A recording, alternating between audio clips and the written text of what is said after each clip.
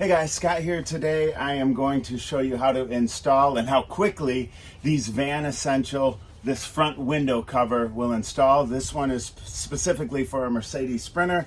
Comes in this nice gray and black bag. Nice little clasp here. Open it up.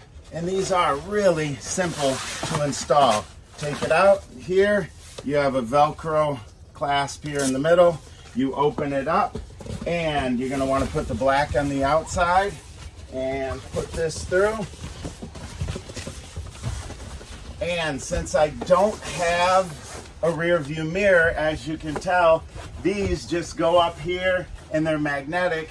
But what's nice is you have these little clips. There's two clips here, metal clips, and all I do is I connect them right here to the back of this central computer. Once those are in, I press forward and then I press this little clasp to pull it in. Same thing over here on this side. So now it's held in place.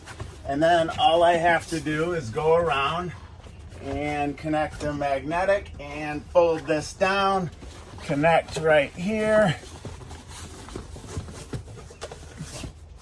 Once again, and fold this down.